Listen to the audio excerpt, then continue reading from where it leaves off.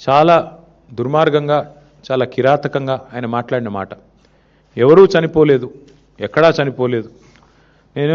ఇది నా సొంత కవిత్వం కాదు, పత్రికల్లో వచ్చిన వార్తలే నేను చూపెడతా ఉన్నాను. పేర్లతో సహా చెప్పమంటే గౌరవ మంత్రి గారికి నేను చెప్తాను. నజీరుద్దీన్ అనే రైతు, మంత్రి గారి సొంత జిల్లా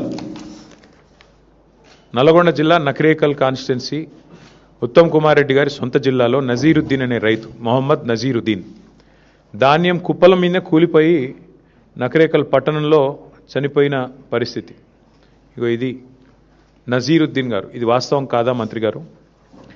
ఇక ఒకటి రెండు కాదు, అసలు ధర్నాలు, రైతులు స్వచ్ఛందంగా రోడ్డెక్కి చేస్తున్న ఆందోళనలు అయితే లెక్కలేదు. ధర్నాలు రైతులే చేయట్లేదు, కాంగ్రెస్ కార్యకర్త, ఇది జనగామ జిల్లా ఏనేబావిలో కాంటా పెడతలేరని చెప్పి కాంగ్రెస్ కార్యకర్త పేరు కూడా నేను చెప్తాను మీకు. ఆయన పేరు పొన్నాల తిరుమలేష్. 200 బస్తాలు వండించిండు, కాంటా పెడతలేరు, జోక్తలేరు, ఇదేం దరిద్రం అని చెప్పి కాంగ్రెస్ కార్యకర్త తిరుమలేష్ గారు అర్ధనగ్నంగా నిరసన చెప్తున్న ఫోటో ఇది. అట్లాగే ఎక్కడో కాదు, నిన్నటికి నిన్న కొడంగల్ నియోజకవర్గం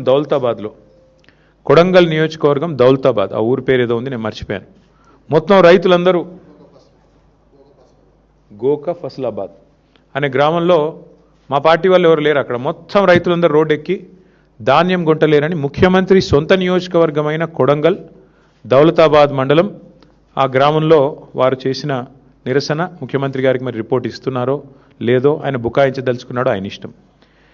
ఇక మా పార్టీ నాయకులు మొత్తం కలిసి మంచిర్యాలలో చేసిన ధర్నా, ఒకటే రోజు 4 రైతులు మంచిర్యాల జిల్లాలో మరణిస్తే మా నాయకులు జీవన్ రెడ్డి గారు, మాజీ మంత్రివర్యులు, మాజీ ఎమ్మెల్యే దివాకర్ రావు గారు మంచిర్యాలలో రైతులతో సహా ధర్నా చేసి 4 ప్రభుత్వం ఆదుకోవాలని చెప్పి ఆ ఈదురుగాలులకు అక్కడే మరి సంఘటన జరిగితే వెంటనే మా నాయకులు స్పందించిన పరిస్థితి.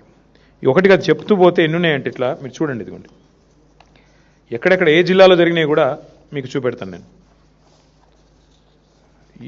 చూడు, ఇది ఈనాడు పత్రిక. సరే, మళ్ళా నమస్తే తెలంగాణ చూపెడితే అది మీ పత్రిక అంటాడు, అదో బాధ. ఇది ఈనాడు పత్రిక.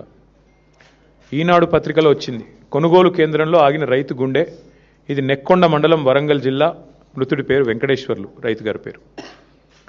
ఇది వెంకటేశ్వర్లు గారు. ఒకరిద్దరు కాదండి, నాకు ఇంకా చాలా పేపర్లు ఉన్నాయి. ఇక పురుగు మందు తాగి కొల్చారం, మెదక్ జిల్లా, శ్రావణ్ కుమార్ అనే రైతు కొంటలేరని చెప్పి పురుగు మందు తాగి నిరసన చెప్పి చివరికి చచ్చిపోయిన పరిస్థితి. మొత్తంగా చూస్తే ఈరోజు రాష్ట్ర వ్యాప్తంగా ఇక ధాన్యం కుప్ప చేస్తూ రైతు కన్నుమూత. 1-2 కాదండి, ఇట్లా ఇప్పటికి కేవలం కొనుగోలు కేంద్రాల్లో చనిపోయిన రైతులు దాదాపు 10 మంది పైనే ఉన్నారు.